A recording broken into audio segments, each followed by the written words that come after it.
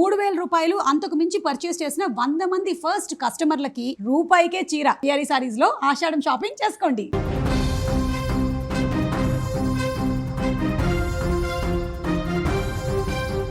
ఉత్తరాంధ్ర వాసులకు big alert. ఇప్పటి వరకు సరైనటువంటి వర్షాలు లేక అల్లాడిపోతున్నటువంటి రైతాంగానికి, ప్రజలందరికీ కూడా ఇప్పుడు ఊహించని స్థాయిలో వస్తున్నటువంటి వర్షాలు తీవ్ర ఆందోళన కూడా గురి చేస్తున్నాయి. ముఖ్యంగా తీర ప్రాంతాలకు హై అలర్ట్ ప్రకటించింది వాతావరణ శాఖ. బంగాళాఖాతంలో వాతావరణం అత్యంత వేగంగా మారుతుంది. నిన్నటి వరకు సాధారణ అల్పపీడనంగా ఉన్న వాతావరణ వ్యవస్థ ఇప్పుడు మరింత బలపడి వాయుగుండంగా మారింది. దీని ప్రభావంతో ఉత్తరాంధ్ర తీరానికి పెను ముప్పు పొంచి ఉందని భారత వాతావరణ శాఖ ఏపీ విపత్తు నిర్వహణ సంస్థ తీవ్ర హెచ్చరికలు జారీ చేసింది. అసలు ఈ వాయుగుండం ఎక్కడ తీరం దాటబోతుంది, ఏ ఏ జిల్లాలపైన దీని ప్రభావం ఉండబోతుంది, రానున్న 24 గంటల్లో పరిస్థితి ఎలా మారబోతుంది, అధికారులు ఏం చెప్తున్నా, జాగ్రత్తలు ఏంటి వారు చెప్తున్నా అనేటువంటి వివరాలు చూస్తే ముందుగా ఈ వాయుగుండం ప్రయాణిస్తున్నటువంటి మార్గం గురించి చూద్దాం. వాయువ్య బంగాళాఖాతంలో ఏర్పడినటువంటి ఈ అల్పపీడనం క్రమంగా కేంద్రీకృతమై శక్తిని పుంజుకొని వాయుగుండంగా మారింది. వాతావరణ శాఖ తాజా బులెటిన్ ప్రకారం ఇది సోమవారం మధ్యాహ్నం లేదా సోమవారం సాయంత్రానికల్లా ఒడిశాలోని పారాదీప్, పశ్చిమ బెంగాల్లోని సాగర్ ద్వీపం మధ్య తీరం దాటేటువంటి అవకాశం ఉందని కూడా అంచనా వేస్తున్నారు. అయితే ఇక్కడ మనం గమనించాల్సినటువంటి ఒక కీలకమైనటువంటి విషయం కూడా ఉంది. ఎందుకంటే తీరం దాటే లోపు రానున్నటువంటి 24 గంటల్లో ఇది మరింతగా బలపడి తీవ్ర వాయుగుండంగా మారేటువంటి అవకాశం ఉందని కూడా ఏపీ విపత్తు నిర్వహణ సంస్థ అంచనా వేస్తుంది. ఇది నేరుగా ఏపీలో తీరం దాటకపోయినా దీని యొక్క మేఘాల విస్తరణ అనేటిది ఖచ్చితంగా గాలుల ప్రభావం ఉత్తరాంధ్ర జిల్లాలపైన తీవ్ర స్థాయిలో ఉండనుంది అని కూడా తెలుస్తుంది. సో వాయుగుండ ప్రభావం ఉత్తరాంధ్రపై ఎలా ఉండబోతుందంటే తీరం దాటేటువంటి సమయంలో సముద్రం పరిస్థితి అత్యంత భయానకంగా అల్లకల్లోలంగా మారబోతుంది. తీరం వెంబడి గంటకు 55 నుంచి 65 కిలోమీటర్ల వేగంతో బలమైనటువంటి ఈదురుగాలులు వీస్తాయంటూ కూడా అధికారులు హెచ్చరిస్తున్నారు. దీని కారణంగా అలల పోటు కూడా విపరీతంగా ఉండబోతుంది తీర ప్రాంతాలలో. ఈ స్థాయి గాలులకు రేకుల షెడ్లు ఎగిరిపోవడం, బలహీనమైనటువంటి చెట్లు, కరెంటు స్తంభాలు కూలిపోయేటువంటి ప్రమాదం కూడా ఉండబోతుంది ఇప్పుడు తీర ప్రాంతాలలో.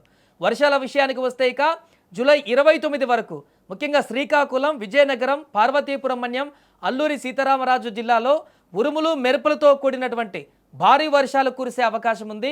మిగతా జిల్లాలలో మోస్తారు వర్షాలు పడవచ్చు. అకస్మాత్తుగా కురిసేటువంటి ఈ భారీ వర్షాలకు లోతట్టు ప్రాంతాలు కూడా జలమయమయ్యేటువంటి ప్రమాదం కూడా ఉంది.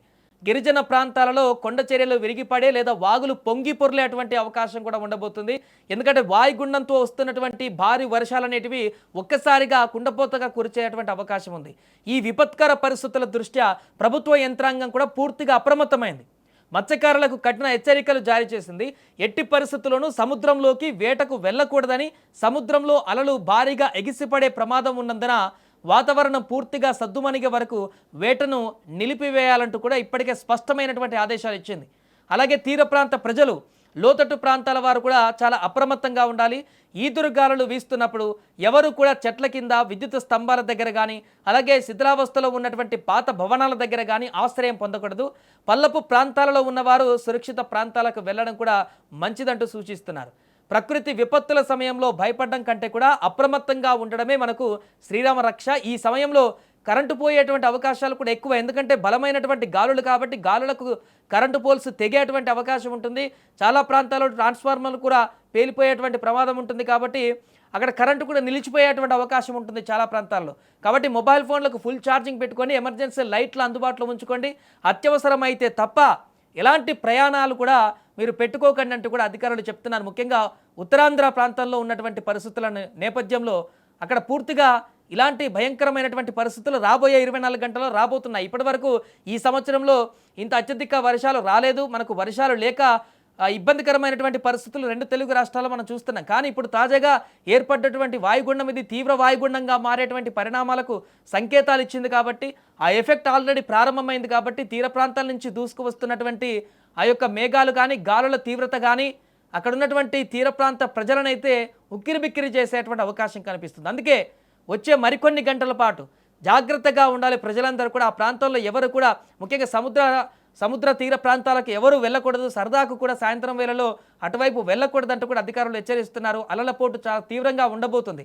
తీర ప్రాంతాలలో చాలా పైకి అలలు కూడా ఎగిసిపడేటువంటి అవకాశం ఉంది. కాబట్టి ఎవరు కూడా సముద్రంకి వెళ్ళి అక్కడ నీళ్ళ దగ్గర ఆటలాడుకోవడం కోసమో లేకుంటే సరదా కోసమో వెళ్ళేటువంటి ప్రయత్నం కూడా చేయొద్దంటూ విజ్ఞప్తి చేస్తున్నారు. మరొక వైపు ఈ బలమైనటువంటి గాలులు వచ్చేటువంటి సందర్భంలో రేకుల షెడ్లు కానీ ఆ గుడిసెలు కానీ అలాంటి ఇల్లులు ఉన్నటువంటి వారందరూ కూడా అక్కడ ఖాళీ చేసి అక్కడి నుంచి పునరావాస కేంద్రాలకి వెళ్ళాలంటూ చెప్తున్నారు. ఎందుకంటే 55 నుంచి 65 కిలోమీటర్ల వేగంతో గాలులని చెప్పినా కూడా ఒకవేళ దాని ప్రభావం ఎక్కువగా కూడా ఉండొచ్చు అనేటువంటి అంచనాలు కూడా ఉన్నాయి. 80-90 కిలోమీటర్ల వేగంతో కూడా వచ్చినా కూడా ఆశ్చర్యపోనవసరం లేదు. ఎందుకంటే ఆ యొక్క వాయుగుండ తీవ్ర వాయుగుండంగా మారినాక అది ఎలా తన రూపురేఖను మార్చుకుంటుందో ఇప్పుడే ఊహించలేం. కాబట్టి అధికారులు ముందస్తుగా జాగ్రత్తలు అయితే చేస్తున్నారు. ఏదేమైనా కూడా రాబోయే 24 గంటలలో ఉత్తరాంధ్రలో తీర ప్రాంత పరిస్థితులంతా కూడా ఈ వాయుగుండం ప్రభావంతో తీవ్ర అల్లకల్లోలంగా మారేటువంటి అవకాశం ఉన్నట్టుగా చెప్తున్నారు. ఈ యొక్క హెవీ వర్షాల నుంచి తట్టుకునేందుకు ప్రజలందరూ కూడా సిద్ధంగా ఉండాలంటూ కూడా అధికారులు విజ్ఞప్తి చేస్తున్నారు.